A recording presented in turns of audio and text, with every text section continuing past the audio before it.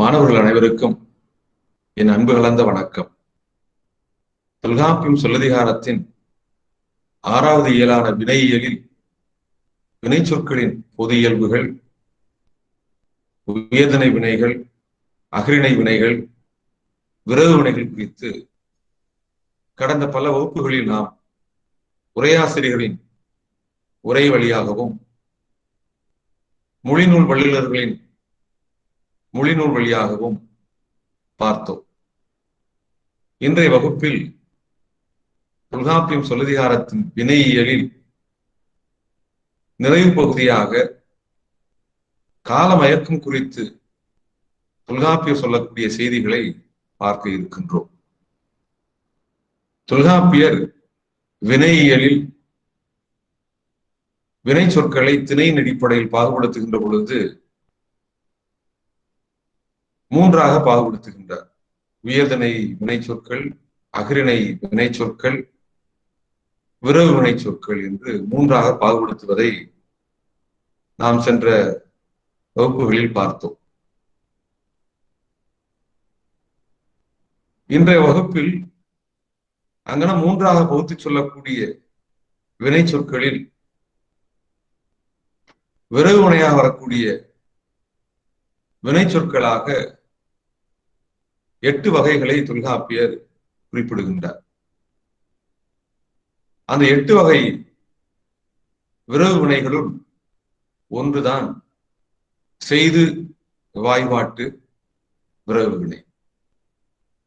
இந்த செய்து வாய்பாட்டு விரவு வினையை விரவு வினையின் 8 வகைகளுள் வினையெஞ்சி கிளவிக்குள் அடக்கி பேசுகின்றார்.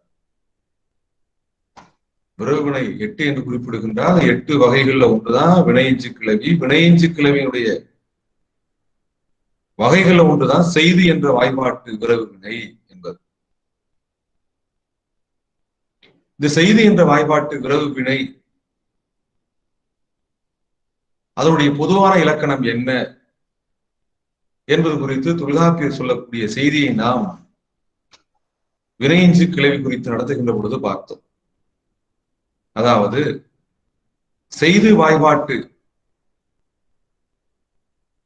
வினையெஞ்சி கிளவியானது அதனுடைய பொது இலக்கணமானது மூவிடத்திற்கும் உரியது, மேலும் ஐம்பாலுக்கும் பொதுவானது. ஆக மூவிடத்திற்கும் ஐம்பாலுக்கும் பொதுவான வினையெஞ்சி கிளவி செய்தி என்பது.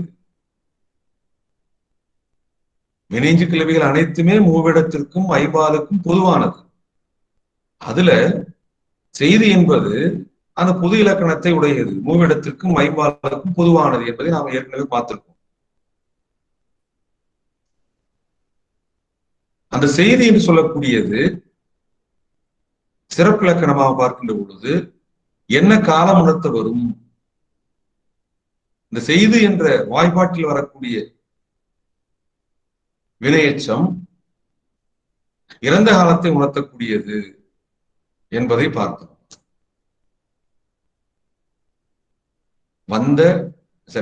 வந்து நின்றான், பார்த்து பேசினான். இதான் பாத்தீங்கன்னா செய்து வாய்ப்பாட்டில் அமைந்த வினையெச்சம். வந்து நின்றான். வந்து என்பது செய்து வாய்ப்பாட்டில் அமைந்த வினையெஞ்சி கிளவி. பார்த்து பேசினான். பார்த்து என்பது செய்து வாய்ப்பாட்டில் அமைந்த வினையெஞ்சி கிளவி. இந்த செய்து என்ற வாய்ப்பாட்டில் அமையக்கூடிய வினையெஞ்சி கிளவி என்ன காலம் உணர்த்தும்? இறந்த காலத்தை உணர்த்தக்கூடிய செய்து வாய்ப்பாட்டு வினையெச்சம். அப்ப செய்து வாய்ப்பாட்டில் வரக்கூடிய வினையெச்சம் அனைத்தும் இறந்த காலம் உணர்த்தக்கூடியது. அந்த இறந்த காலம் உணர்த்தக்கூடிய இடைநிலையை தன் அகத்தை கொண்டிருப்பதனால அந்த வினையெச்சம் என்பது இறந்த காலத்திற்குரியது. இந்த இறந்த காலத்தை உணர்த்தக்கூடிய செய்து வாய்ப்பாட்டு வினையெச்சமானது எதிர்காலத்திற்கு பொருந்தி வரும், எதிர்காலத்திற்கு உரியதாக மயங்கி வரும் என்று தொல்காப்பியர் குறிப்பிடுகின்றார். ஆக இறந்த காலத்திற்குரிய செய்து வாய்பாட்டு வினையெச்சம் எதிர்காலத்திற்கும் மயங்கி வரும் என்று குறிப்பிடுகின்றார். அதை குறிப்பிட்டு சொல்லக்கூடிய நூற்பாதான் வினையில 42வது நூற்பா. அந்த நூற்பா என்ன? வாசிங்க முத்துச்செல்வி. செய்து என் எச்சத்து இறந்த காலம், எய்து இடன் உடைத்தே வாரா காலம். செய்து என் எச்சத்து, செய்து என்ற எச்ச வாய்பாடு, எச்ச வினை, இறந்த காலம், எய்து இடன் உடைத்தே, அது இறந்த காலத்துக்கு உரியது. இறந்த காலம் எய்து இடன் உடைத்து, இறந்த காலத்திற்கு உரிமை உடையதாக இருந்தாலும் வாரா காலத்திற்கும் மயங்கி வரும் என்று சொல்றார். வாரா காலம் என்பது எதிர்காலம். இப்ப செய்து என்ற எச்ச வினையானது இறந்த காலத்திற்கு உரிமை உடையது. அது வாரா காலம் என்று சொல்லப்படுகின்ற எதிர்காலத்தும் மயங்கி வரும் என்று குறிப்பிடுகின்றார் தொல்காப்பியர். அதுக்கு விளக்கம் பாருங்க. செய்து இறந்த கால வினையச்சம் காலம் மயங்கி வருதல். இப்ப செய்து என்பது இறந்த கால வினையச்சம். அந்த இறந்த கால வினையச்சமானது காலம் மயங்கி வருகிறது. எப்படி? எதிர்காலத்தோடு பொருந்தி வரும் இடமும் உடைத்து என்று நூற்பாய் 42ல சொல்றார். அந்த நூற்பாதான் செய்து என் எச்சத்து இறந்த காலம், எய்து இடன் உடைத்தே வாரா காலம் என்று தொல்காப்பியர் நூற்பாவில் சொல்கின்றார். அந்த நூற்பாவில் சொல்லக்கூடிய செய்தியத்தை நாம் பார்த்தோம். செய்து இறந்த கால வினையச்சம் காலம் மயங்கி வருதல். எந்த காலத்தோடு மயங்கி வரும்? எதிர்காலத்தோடு பொருந்தி வரும் இடமும் உடைத்து என்று நூற்பாய் 42ல சொல்றார். அந்த நூற்பாவை தான் இதுக்கு முன்னாடி உங்களுக்கு வாசித்து காமிச்சேன். எடுத்துக்காட்டு பாருங்க. எடுத்துக்காட்டு, அவன் உண்டு வந்தான். இப்ப இந்த தொடர் இடத்து எது எச்சக்கிழவி?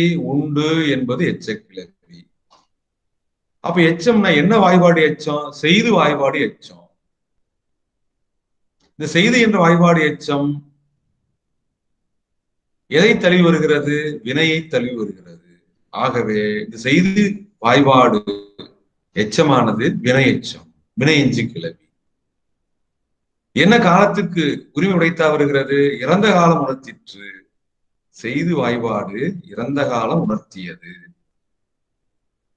அவன் உண்டு வந்தான். உண்டு என்பது செய்து வாய்பாட்டு வினையெச்சம். அந்த செய்து வாய்பாட்டு வினையெச்சமானது இறந்த காலம் உணர்த்திற்று. அடுத்த அவன் உண்டு வருவான். இப்ப உண்டு என்று சொல்லக்கூடிய செய்து வாய்பாட்டு வினையெச்சம் அது இறந்த கால வினையெச்சம். எதோடு மயங்கி வருகிறது? வாரா காலத்தோடு மயங்கி வருகிறது. வருவான் எதிர்கால சொல்லுடன் மயங்கி வருகிறது. இறந்த கால செய்து வாய்பாடு எதிர்காலத்து சொல்லுடன் மயங்கி வந்தது.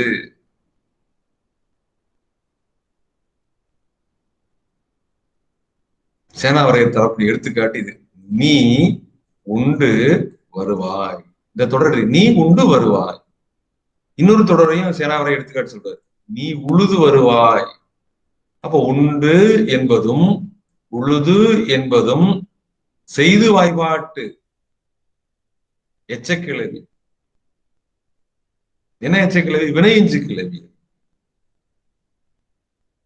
வினையை கொண்டு தன் பொருள் முடிவடைவதனால அது வினையெஞ்சு கிளவி. அந்த செய்து வாய்பாட்டு வினையெஞ்சு கிளவியானது என்ன செய்கிறது? வருவாய் என எதிர்கால சொல்லுடன் மயங்கி வந்தது. இந்த செய்தியைத்தான் தொல்காப்பியர் 142 சொல்றாரு. செய்தி என் எச்சத்து இறந்த காலம் எய்திடன் உடைத்து வாரா காலம் என்று குறிப்பிடுகின்றார். சரி, இந்த நூற்பாவுக்கு சேனாவரையர் என்ன விளக்கம் தருகிறார்?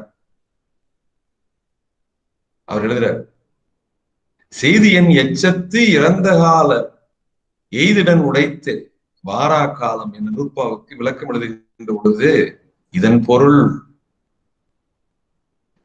செய்தி என்னும் வினை எச்சத்தினது இறந்த காலம், செய்தி என்ற வினை எச்சத்தினுடைய இயல்பான காலம் இறந்த காலம், அதான் உணர்த்தும். அந்த இறந்த காலம் வாரா காலத்தை எய்தும் இடம் உடைத்து, வாரா காலமாகிய எதிர்காலத்தோடும் இயையும் இடமும் உடைத்து, பொருந்தி வரும் இடமும் உடைத்து, அதை சொல்லக்கூடிய நூற்பாதான் செய்தி என் எச்சத்து இறந்த காலம் எய்திடன் உடைத்தே வாரா காலம் என்பது என்று சேனாவரையர் தன்னுடைய உரை விளக்கத்துல அந்த நூற்பாவுக்கான பொருளை எழுதுகின்றார். எழுதிட்டு மேலும் எழுதுறாரு பார்த்துங்க. ஈண்டு, ஈண்டு என்பது இந்த நூற்பாவுல இங்கு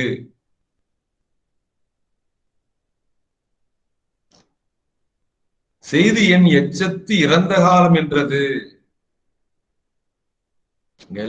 செய்தி என் எச்சத்து இறந்த காலம். இந்த நூற்பாவுல செய்தி என் எச்சத்து இறந்த காலம் என்று சொன்னது என்றது முடிவாய் வரும் வினை சொல்லான் உணர்த்தப்படும், முடிவாக வரக்கூடிய வினை சொல்லான் உணர்த்தப்படும் தொழிற்கு அவ்வெச்சத்தான் உணர்த்தப்படும் தொழில் முன் நிகழ்தலை, முன் நிகழ்தலை முடிவான் வரும்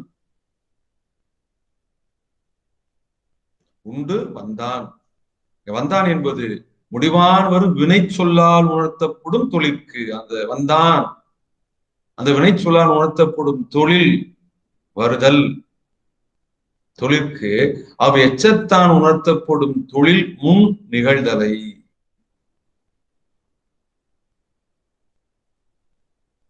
எழுதுற அது வாரா காலம் எய்துதலாவது,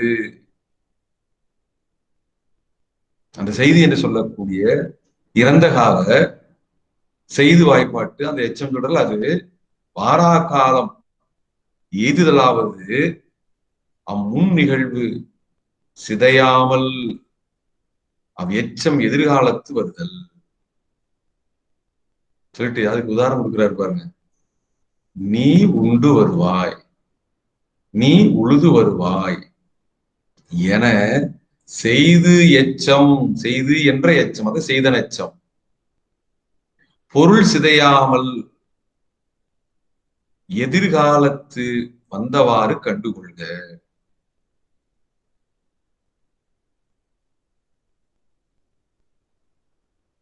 அந்த உண்டு என்று சொல்லக்கூடிய செய்து வாய்ப்பாட்டினுடைய பொருள் சிதையாமல் எதிர்காலத்து வந்தவாறு கண்டுகொள்க.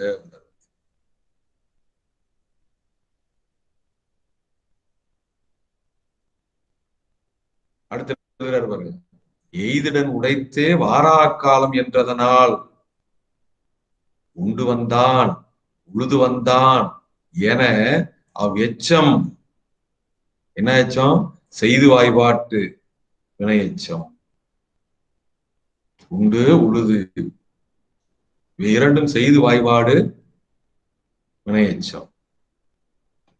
அவ் எச்சம் இறந்த காலத்து வருதல் இலக்கணம் என்பதாம். அது இறந்த காலத்துக்கு வருவதுதான் சிறப்பு, இறந்த காலத்துக்கு வருவதுதான் உரிமை உடைத்து, எய்திடன் உடைத்தே வாரா காலம் என்று சொன்னதனால உண்டு வந்தான் உழுது வந்தான் என அவ் எச்சம், அந்த செய்து என்ற எச்சம் இறந்த காலத்து வருதல் இலக்கணம் என்பதாம் சொல்லிட்டு அடுத்து எழுதுறார். இறந்த காலத்து சொல்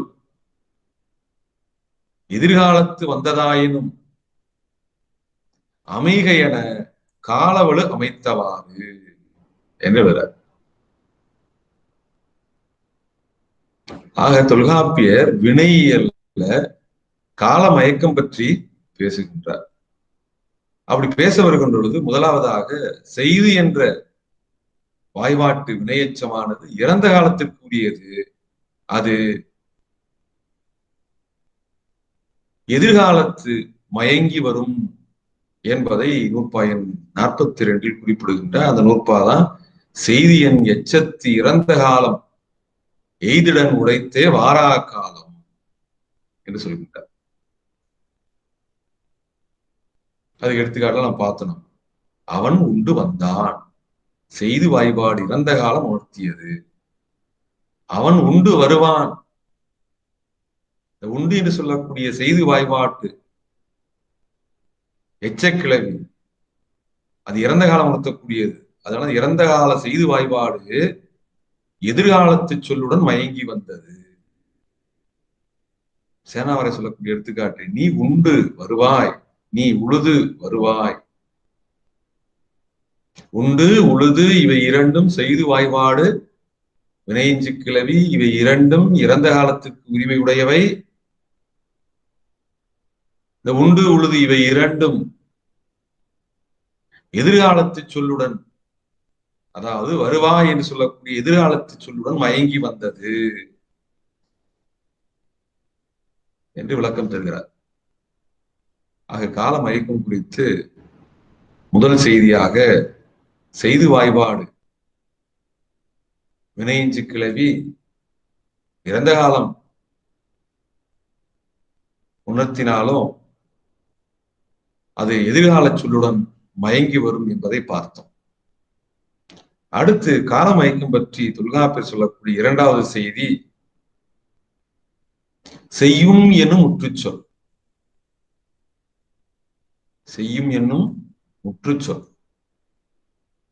காலமயங்கள். செய்யும் என்று சொல்லக்கூடிய அந்த முற்றுச்சொல்லானது காலமயங்கி வரும் என்று சொல்ற. எப்படி? முக்காலத்தும், முக்காலம் என்பது இறப்பு, நிகழ்வு, எதிர்வு என்று சொல்லக்கூடிய மூன்று காலத்தும் இருக்கும் இயற்கை பொருள்களின், முக்காலத்தும் இருக்கும் இயற்கை பொருள்களின் செயலை குறிக்கும். முக்காலத்தும் இருக்கின்ற இயற்கை பொருள்களின் செயல்களை குறிக்கும் போது முக்காலத்திற்கும் பொதுவாய் நிற்கும், முக்காலத்திற்கும் பொதுவாக வரக்கூடிய அல்லது நிற்கக்கூடிய செய்யும் என்ற சொல்லால் குறிப்பிடல் வேண்டும் என்று தொல்காப்பியர் சொல்கின்றார்.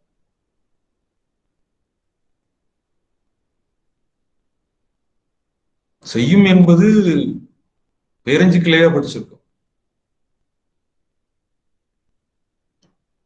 இங்க என்ன சொல்றாரு? செய்யும் என்னும் முற்றுச்சொல் காலம் மயங்கி வருகிறது. எப்படி? என்ன சூழல்ல, என்ன மரபுல என்பதை விளக்குகின்ற பொழுது சொல்றாரு, முக்காலத்தும் மூன்று காலத்தும் இருக்கும் இருக்கக்கூடிய இயற்கை பொருள்களின் செயலை குறிக்கும் போது, மூன்று காலத்திற்கும் இறப்பு, நிகழ்வு, எதிர்வு, அந்த மூன்று காலத்திற்கும் இருக்கக்கூடிய இயற்கை பொருள்களின் செயல்களை சொல்கின்ற பொழுது, வெளிப்படுத்துகின்ற பொழுது, குறிக்கின்ற பொழுது எப்படி சொல்லணும்? முக்காலத்திற்கும் பொதுவாய் நிற்கக்கூடிய அல்லது வரக்கூடிய சொல் எது? செய்யும் என்ற முற்றுச்சொல். அந்த செய்யும் என்ற முற்றுச்சொல்லால் குறிப்பிடல் வேண்டும் என்று விளக்கம் தருகின்றார். எடுத்துக்காட்டு பாத்தீங்கன்னா தெரியும். இந்த விளக்கத்தை பார்த்துட்டு அதுக்கப்புறம் தொல்காப்பியர் நூற்பாவுக்கு போலாம். இந்த விளக்கம் தொல்காப்பியர் நூற்பாய் 43 சொல்லக்கூடிய செய்தியை அடிப்படையாக வைத்துக் கொண்டுதான் இந்த விளக்கத்தை நான் உங்களுக்கு சொல்றேன். செய்யும் எனும் முற்றுச்சொல் காலம் மயங்கி வருதல். எப்படி? முக்காலத்தும் இருக்கும் இயற்கை பொருள்களின் செயலை குறிக்கும் போது முக்காலத்திற்கும் பொதுவாய் நிற்கக்கூடிய அல்லது வரக்கூடிய செய்யும் என்னும் சொல்லால் குறிப்பிடல் வேண்டும் என்று 143 கால மயக்கம் பற்றி தொல்காப்பியர் பேசுகின்றார். எடுத்துக்காட்டு, ஞாயிறு இயங்கும், தீ சுடும், ஆறு ஒழுகும். இந்த ஞாயிறு, தீ, ஆறு என்பவையெல்லாம் முக்காலத்துக்கும் இருக்கும் இயற்கை பொருள். அதனுடைய செயலை சொல்கின்ற பொழுது, குறிக்கின்ற பொழுது எப்படி சொல்ல வேண்டும்? முக்காலத்திற்கும் பொதுவாக வரக்கூடிய செய்யும் என்ற முற்று சொல்லால் குறிப்பிடல் வேண்டும். ஞாயிறு இயங்கும், ஞாயிறு தோன்றும், ஞாயிறு எழும், தீ சுடும், ஆறு ஒழுகும், ஆறு ஓடும். அப்ப ஞாயிறு இயங்கும், இயங்கும் என்பது செய்யும் என்ற முற்றுச்சொல், செய்யும் என்ற வாய்ப்பாட்டில் அமைந்த முற்றுச்சொல்.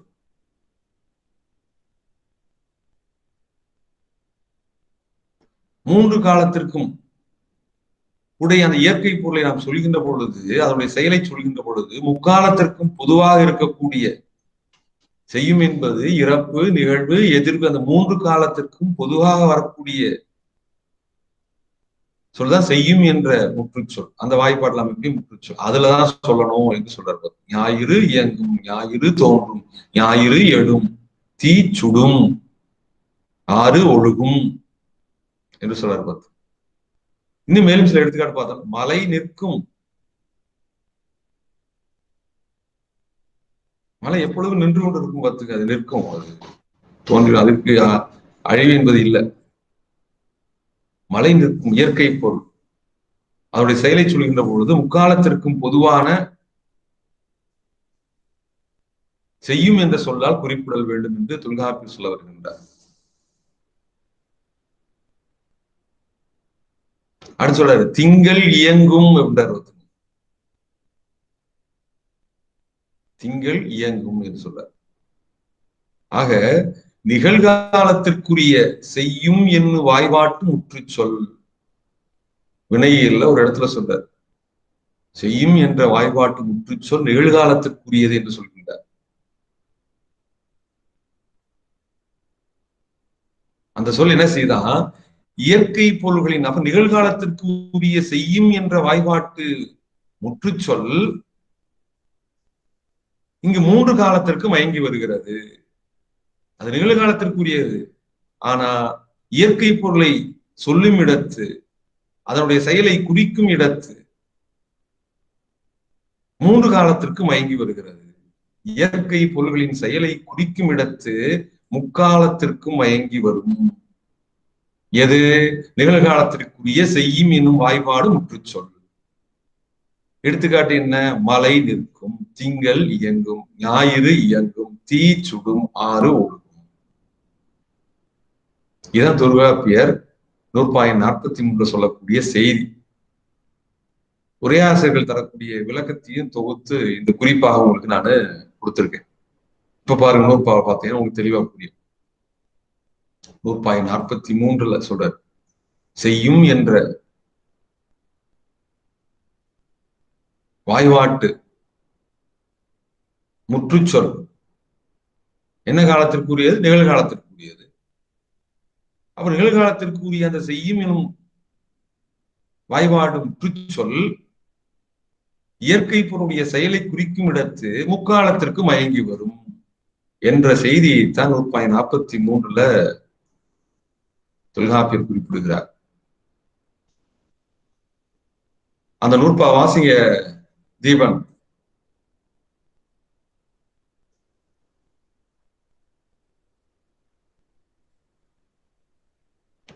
பிரதீப் கேக்குது, வாசிங்க. முன்னிலை காலமும் தோன்றும் இயற்கை எம்முறை சொல்லும் நிகழும் காலத்து மெய்நிலை பொதுச்சொல் கிளத்தல் வேண்டும். சொல்றாரு, முன்னிலை காலம் என்று சொல்லக்கூடியது 3 காலமும், அதான் முன்னிலை காலம் சொல்ல. தோன்றும் இயற்கை எம்முறை சொல்லும் நிகழும் காலத்து மெய்நிலை பொதுச்சொல் கிளத்தல் வேண்டும். ஒரு குறிப்பிட்ட காலத்தை வரையறுத்து சொல்லக்கூடாது. ஒரு இயற்கை பொருளை அதனுடைய செயலை கூறுமிடத்து ஒரு குறிப்பிட்ட கால வரையறைக்கு உட்பட்டு சொல்லக்கூடாது. முக்காலத்திற்கும் பொருந்தி வருகிற மாதிரி சொல்லணும். அப்படிப்பட்ட பொது சொல்லால சொல்ல வேண்டும் என்று சொல்றாரு. அதான் நம்ம விளக்கத்துல பார்த்தோம். முன்னிலை காலம் அப்படின்னு சொல்லக்கூடிய இந்த செய்யும் என்ற முற்றுச்சொல் காலமயங்கள். அப்ப செய்யும் என்ற முற்றுச்சொல் எந்த காலத்திற்குரியது தீபன்? செய்யும் என்பது எதிர்காலத்துக்குரியதுங்க. என்னது? நிகழ்காலத்துக்குரியது. சரி, 100 பாயிண்ட் சொல்லியிருப்பார் பாருங்க. வினையியல்ல செய்யும் என்று சொல்லக்கூடியதான் சொல்லிட்டு இருந்தேன். செய்யும் என்று சொல்லக்கூடியது நிகழ்காலத்திற்குரிய, அந்த நிகழ்காலத்திற்குரிய செய்யும் எனும் வாய்பாடு முற்றுச்சொல் இயற்கை பொருளின் செயலை குறிக்கும் இடத்து முக்காலத்திற்கு மயங்கி வருகிறது. எடுத்துக்காட்டு அந்த நூற்பாவில் 43 சொல்லியிருக்கார். ஆக தொல்காப்பியர் வினையினுடைய நிறைவு பகுதியாக கால மயக்கம் பற்றி பேசி வருகின்ற பொழுது முதல் செய்தியாக செய்து வாய்பாடு வினையச்சம், அது இறந்த காலத்திற்குரிய வினையச்சம், அந்த வினையச்சம் எதிர்கால சொல்லுடன் மயங்கி வருகிறது என்று பார்த்தோம். இரண்டாவதாக செய்யும் என்ற முற்றுச்சொல், முற்றுச்சொல், இது எச்சமல்ல முற்றுச்சொல். செய்யும் என்ற முற்றுச்சொல் நிகழ்காலத்திற்குரியது. அந்த நிகழ்காலத்திற்குரிய செய்யும் என்ற முற்றுச்சொல்லானது இயற்கை பொருளின் செயலை குறிக்கும் இடத்து 3 காலத்தையும் குறிப்பதற்காக மயங்கி வரும். எடுத்துக்காட்டு, ஞாயிறு இயங்கும். இயங்கும் என 3 காலத்திற்கும். தீ சுடும், ஆறு ஒழுகும், மழை நிற்கும், திங்கள் இயங்கும். ஒரு கண்டிஷன் கொடுக்கிறார். இயற்கை பொருளிடத்து செய்யும் என் முற்றுச்சொல் வருகின்ற பொழுது அது நிகழ்காலத்திற்கு மட்டும் வராது, 3 காலத்தையும் குறித்து மயங்கி வரும் என்று சொல்றார். அடுத்து 3ஆவதாக தொல்காப்பியர் சொல்லக்கூடிய கால மயக்கம் என்பது விரைவு பொருளிடத்து காலம் மயங்கி வரும் என்று சொல்றார். என்ன சொல்றாரு? விரைவு பொருளை கருதிய இடத்தும், அதாவது கூறும் இடத்தும் எதிர்காலத்தையும் நிகழ்காலத்தையும் உணர்த்தி வரும்.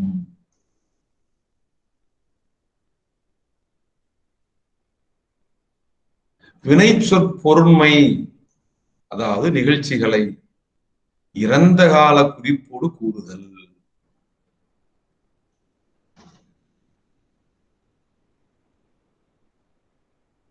விரைவு பொருளை கருதிய இடத்து எதிர்காலத்தையும் நிகழ்காலத்தையும் உணர்த்தி வரும் வினை சொல் பொருண்மையை எதிர்காலத்துலதான் சொல்லணும், நிகழ்காலத்துலதான் சொல்லணும். ஆனா நம்ம எப்படி சொல்லுவோம்? இறந்த காலத்துல சொல்லுவோம். பார்த்துங்க, அதான் காலமயக்கம். அப்ப எதிர்காலத்தையும் நிகழ்காலத்தையும் உணர்த்தி வரக்கூடிய வினை சொல்லை, அந்த வினைச்சொல் பொருண்மையை, அந்த நிகழ்ச்சிகளை எப்படி சொல்றது? இறந்த கால குறிப்போடு கூறுதல் என்று சொல்றது.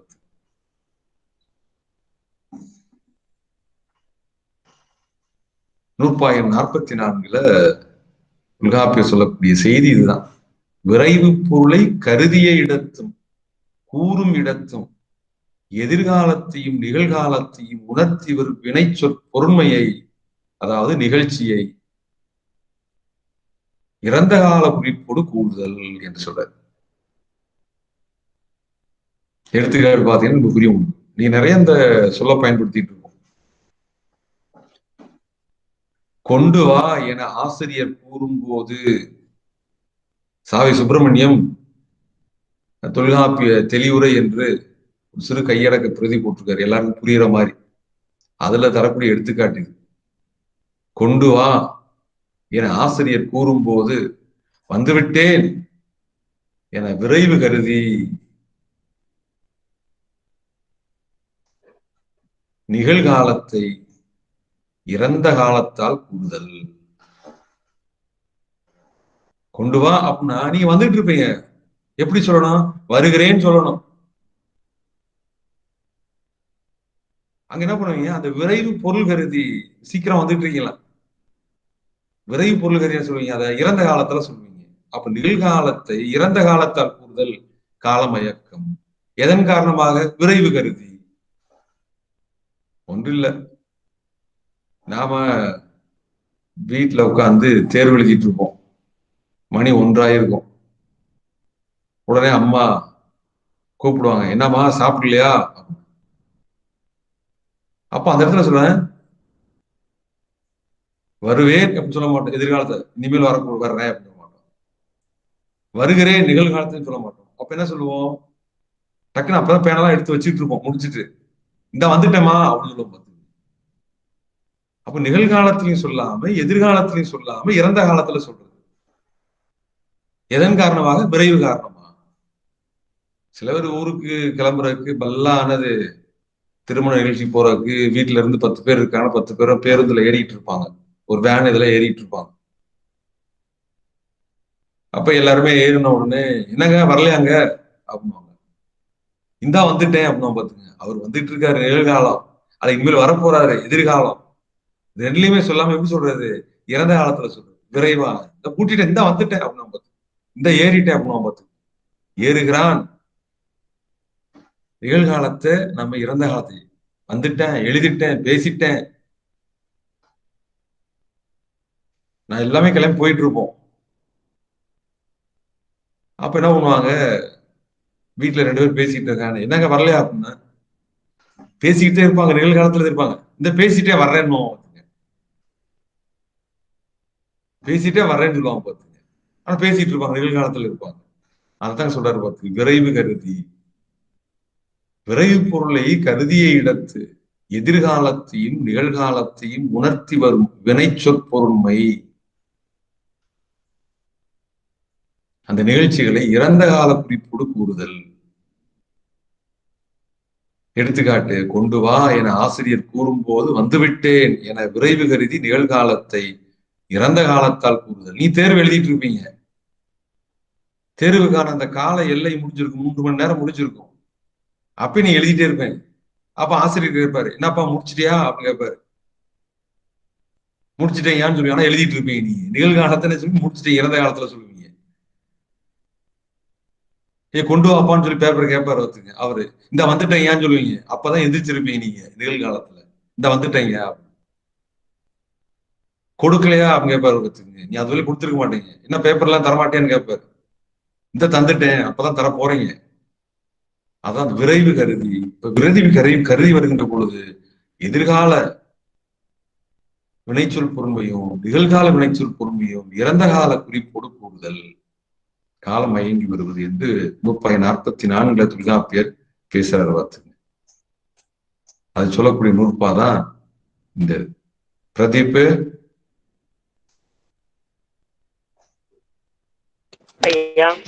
வாசிங்க.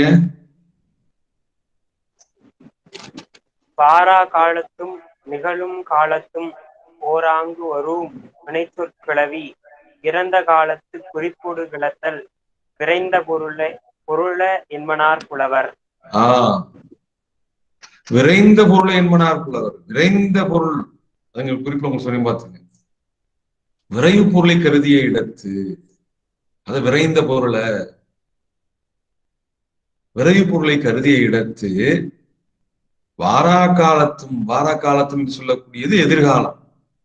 நிகழ்காலத்தும் ஓராங்கு வரும் வினைச்சொற்கிளவி.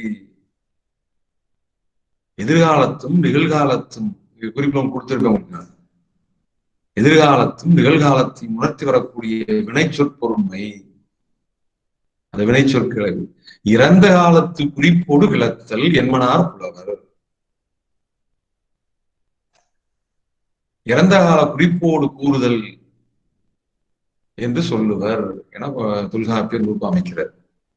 அப்ப விரைவு கருதிய இடத்து எதிர்காலத்தையும் நிகழ்காலத்தையும் நாம இறந்த கால குறிப்போடு கூறுவது காலமயக்கம் என்று 144 தொல்காப்பியர் சொல்றார். வாரா காலத்தும் நிகழும் காலத்தும் ஓராங்கு வரும் வினை சொற்கிளவி இறந்த காலத்து குறிப்போடு கிளத்தல் விரைந்த பொருள என்மனார் புலவர். அப்ப நிகழ்காலத்தையும் எதிர்காலத்தையும் இறந்த கால குறிப்போடு கிளத்தல் எப்பொழுது? என்ன பிரதீப்?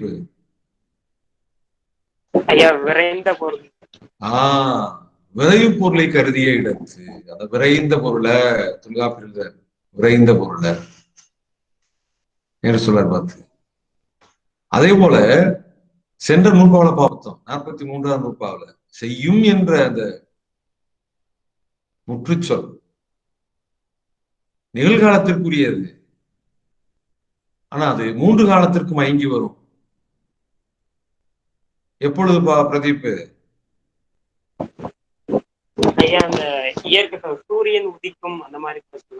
இயற்கை பொருளிடத்து இயற்கை பொருளுடைய செயலை குறிக்கின்ற பொழுது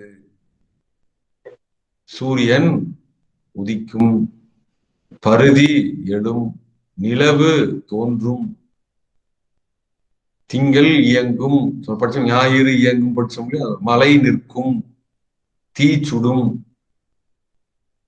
நீர் குளிரும். இதெல்லாம் இயற்கை பொருள். அதனுடைய செயல் இயங்குதல், சுடுதல், ஓடுதல். அவர் செயலை சொல்கின்ற பொழுது முக்காலத்திற்குரிய சொல்லால் சொல்லுதல் வேண்டும். அது மயக்கம் சொன்னார் பார்த்தோம். அதற்கு முந்தைய நூற்பாளர் 42ஆம் நூற்பாளை பார்த்தோம். செய்தி என்று சொல்லக்கூடியது வினையஞ்சு கிளவி. அந்த வினையஞ்சு கிளவி இறந்த காலத்திற்குரியது. அந்த இறந்த காலத்திற்குரிய வினையஞ்சு கிளவி எதிர்கால சொல்லுடன் மயங்கி வரும். நீ உண்டு வருவாய், நீ உழுது வருவாய் என்று பார்த்தோம். நம்ம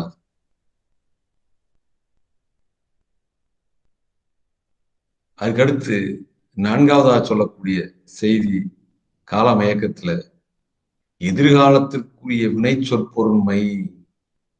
எதிர்காலத்திற்குரிய வினைச்சொல் இயற்கை பற்றியும் தெளிவு பற்றியும் கிளந்து கூறும் இடத்து இறந்த காலத்தோடும் நிகழ்காலத்தோடும் மயங்கி வரும் என்று சொல்றார். 148 சொல்லக்கூடிய செய்தி தான். எதிர்காலத்திற்குரிய வினைச்சொல் பொருண்மை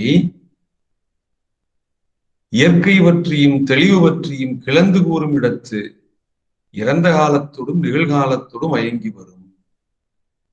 எடுத்துக்காட்டு, நாளை சந்திர கிரகணம், நாளை சந்திர கிரகணம் வருகிறது,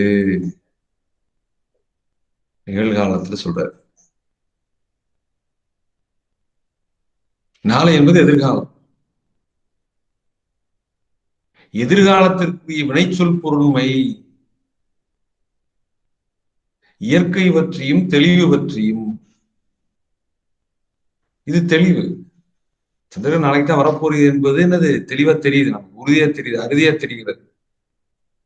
கிளந்து கூறும் இடத்து தெளிவு பற்றி தெளிவாக, அறுதியாக, உறுதியாக நாம கூறுமிடத்து, சொல்லுமிடத்து இறந்த காலத்தோடும் நிகழ்காலத்தோடும் மயங்கி வரும்.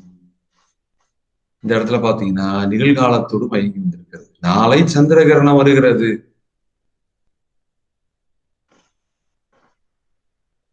கீழே எழுதுவார் பாத்துங்க, பாவல் பாலச்சந்திரன் கூட எழுதுவார். ஒருவன் நஞ்சுண்ணின் இறப்பான் என்பது தெளிவு. என்ன பிரதீப்? நஞ்சு உண்டா என்ன செய்வான்? இறந்து விடுவான். இறந்து விடுவான் என்பது அது தெளிவு. தெளிவுனா என்ன அர்த்தம்? அதாவது காலம் மயங்காம வந்துருக்கும். ஆமா, அதாவது தெளிவுன்னா உறுதி. நஞ்சு சாப்பிட்டா அவன் இறப்பான் என்பது உறுதி. இதுல மாற்று கருத்தே இல்ல. தெளிவு அது. தெளிவு என அறிந்தான் துணிந்தான். தெளிவு என அறிந்தான் அல்லது துணிந்தான். என்ன சொல்றானா, நஞ்சு உண்ணாமுன்னும். நஞ்சு உண்டா இறப்பான் என்பது தெளிவு என்பதை அறிந்தவன், துணிந்தவன், நஞ்சு உண்ணாமுன், நஞ்சு சாப்பிடுறதுக்கு முன்னாடியுமே நஞ்சு உண்ணின் இறந்தான், நஞ்சு உண்ணின் இறக்கும். இறந்தான் என்பது என்னது? என்ன காலம் பிரதீப்? ஐயா இறந்தான். இறந்த காலம். இறந்தான். இறக்கும் என்பது நிகழ்காலம் செய்யும் என்ற வாய்பாடு வினையில சொல்லியிருப்பார். முற்று சொல்ல வரக்கூடியது. இங்க செய்யும் என்பது எச்ச சொல் கிடையாது, பேரஞ்சு கிளவி கிடையாது. இது முற்று சொல். நிகழ்காலத்துக்குரியதுன்னு சொல்லி நூற்பா சொல்லியிருப்பார். வினையில எடுத்து படிச்சு பாருங்க. இப்ப நஞ்சூனின் இறந்தான், நஞ்சூனின் இறக்கும். எப்ப? சாப்பிடறதுக்கு முன்னாடியே. அவன் சொல்றான் நஞ்சூனின் இறந்தான், நஞ்சூனின் இறக்கும். நஞ்சு உண்டா இறப்பான் என்பது அவனுக்கு தெரியும். தெரிஞ்சிட்டு நஞ்சு உண்பதற்கு முன்பே அவன் சொல்றான் பாத்துக்க, நஞ்சு உண்ணின் இறந்தான், நஞ்சு உண்ணின் இறக்கும் என இறந்த காலத்தோடும் நிகழ்காலத்தோடும் மயங்கி வரும். அதை எதிர்காலத்திற்குரிய வினைச்சொல் பொருண்மை. இறப்பான் என்று வரணும், ஆனா காலம் மயங்கி எப்படி வருகிறது? இறந்தான், இறக்கும். உண்பதற்கு முன்னாடி இதை சொல்றது. நஞ்சு உண்டா இறப்பான். ஆனா நஞ்சு உண்பதற்கு முன்னாடி என்ன பண்றது? எதிர்காலத்திற்குரிய அந்த வினைச்சொல் பொருண்மையை, இறப்பான் என்று சொல்லக்கூடிய அந்த வினைச்சொல் பொருண்மையை எப்படி சொல்றது? தெளிவின் காரணமாக நஞ்சு உண்டா சாவோம் என்பது தெரிஞ்சு என்ன சொல்றது? நஞ்சு உண்ணின் இறந்தான், நஞ்சு உண்ணின் இறக்கும் என நிகழ்காலத்தும் இறந்த காலத்தும் மயங்கி வருகிறது என வருதல் காலமயக்கம். அதாவது எதிர்காலத்திற்குரிய பொருள், அந்த இறப்பான் என்று சொல்லக்கூடிய வினைச்சொல் பொருண்மை, எதிர்காலத்திற்குரிய வினைச்சொல் பொருண்மை இறந்த காலத்தானும் நிகழ்காலத்தானும் மயங்கி வந்தது.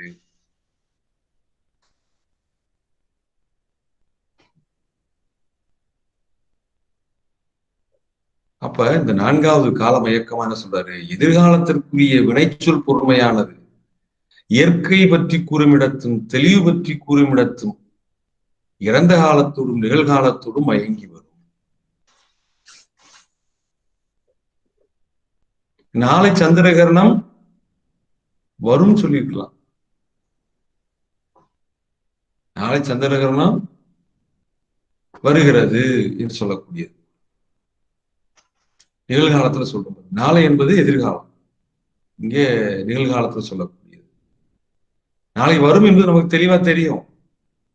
இத்தனை மணிக்கு இத்தனை நிமிஷத்துல இந்த இடத்துல இது தெளிவா தெரியும், இந்த இடத்துல மங்களா தெரியும் என்று நமக்கு சொல்றாங்க இல்லையா? ஆனா இருந்த நிகழ்காலத்து நாளை சந்திரகிரகம் தோன்றுகிறது அப்படின்னு சொல்லுவான் பாத்துங்க நியூஸ் வாசிக்கிறப்ப.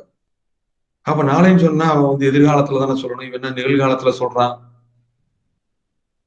செய்தி வாசிக்கிறவர்கள் சொல்லுவாங்க பாத்துங்க. அதே மாதிரிதான் நஞ்சு உண்டால் இறப்பான் என்பது தெளிவு. ஆனா நஞ்சு உண்பதற்கு முன்பே அவன் என்ன சொல்லுவான்? நஞ்சு உண்ணின் இறந்தான், நஞ்சு உண்ணின் இறக்கும்.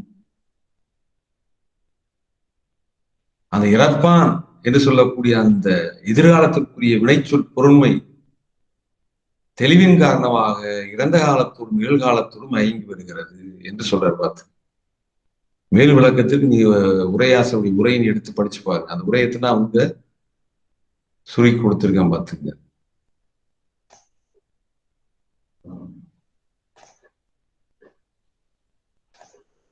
நூற்பாய் 48 சொல்வார் பார்த்து. வாரா காலத்து வினைச்சொல் கிளவி. அந்த வாரா காலத்து வினைச்சொல் கிளவிதான் எதிர்காலத்திற்குரிய வினைச்சொல் பொருண்மை. அதே வாரா காலம் எதிர்காலம். வாரா காலத்து வினைச்சொல் கிளவி இறப்பினும் நிகழ்வினும் சிறப்ப தோன்றும். அந்த எதிர்காலத்திற்குரிய வினைச்சொல் பொருண்மை இறந்த காலத்தோடும் நிகழ்காலத்தோடும் மயங்கி வரும். எப்பொழுது எழுதுறாரு பார்த்துங்க.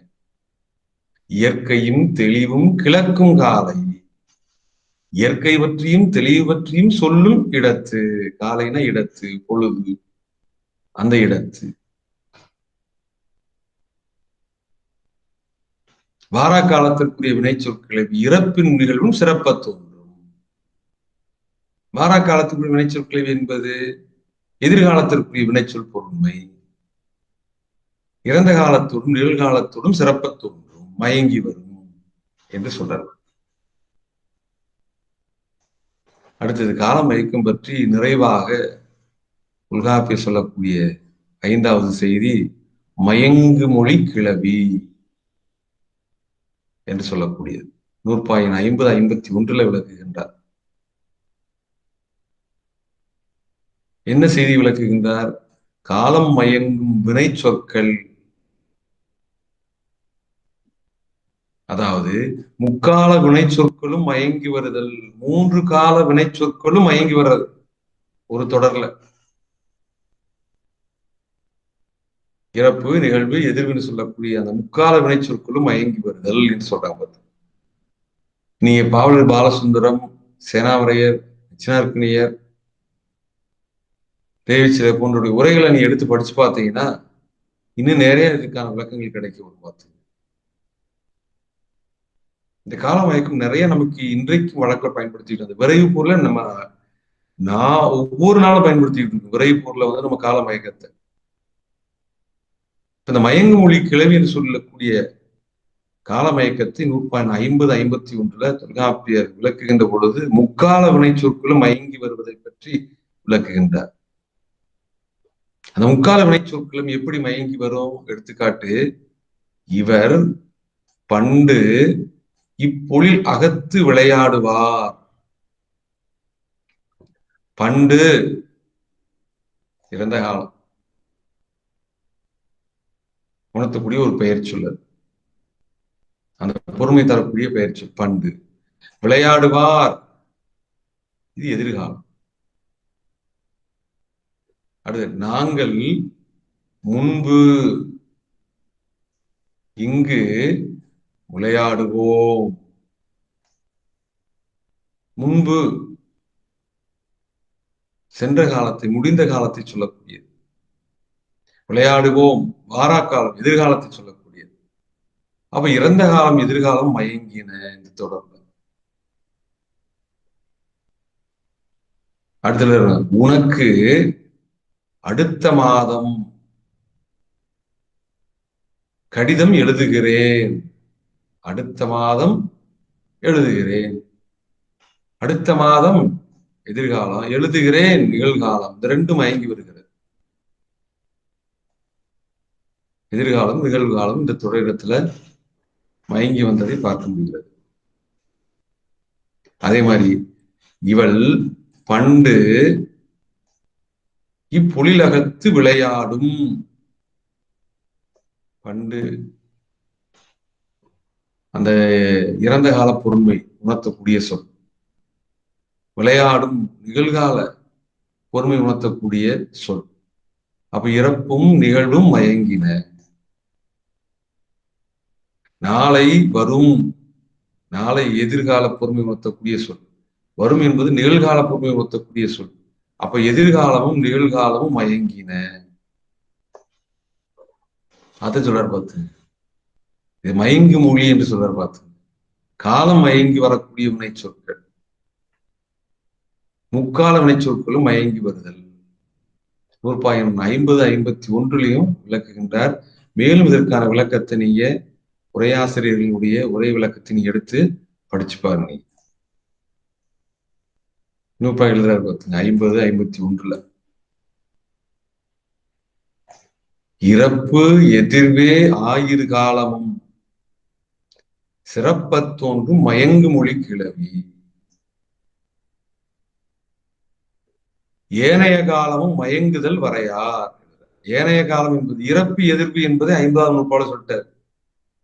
இப்ப ஏனைய காலம் என்பது என்னது? இறப்பு எதிர்ப்பு அல்லாத மூன்றாவதா இருக்கக்கூடிய காலம் நிகழ்காலம். அந்த நிகழ்காலமும் மயங்குதல் வரையார், மயங்கி வருவதை குற்றமாக கருதார். அப்ப இந்த இரண்டு நூற்பாவளியும் இறப்பு, நிகழ்வு, எதிர்வு என்று சொல்லக்கூடிய மூன்று காலமும் மயங்கி வரும் என்பதை சொல்கின்றார். ஆக தொல்காப்பியர் வினையியலுடைய நிறைவு பகுதியாக கால மயக்கம் பற்றி பேசக்கூடிய செய்திகளை நாம இன்றைய வகுப்புல பார்த்தோம். இந்த காலம் மயக்கம் பற்றிய செய்திகளை மேலும் விரிவாக நீங்க உரையாசிரியர்களுடைய உரை விளக்கத்தில் எடுத்து பாருங்க. இதுல குறிப்பாக இந்த விரைவு குறித்து வருகின்ற பொழுது நம்ம எதிர்காலத்துல சொல்லக்கூடியத, நிகழ்காலத்துல சொல்லக்கூடியத, இறந்த காலத்தோடு நம்ம சொல்கின்ற அந்த மயக்கத்தை இன்றைக்கும் நாம வழக்குல பயன்படுத்தி கொண்டுதான் இருக்கின்றோம். ஆக இன்றைய வகுப்புல தொல்காப்பியர் வினையியலில் நிறைவு பகுதியாக கால மயக்கம் குறித்து சொல்லக்கூடிய செய்திகளை நாம் பார்த்தோம்.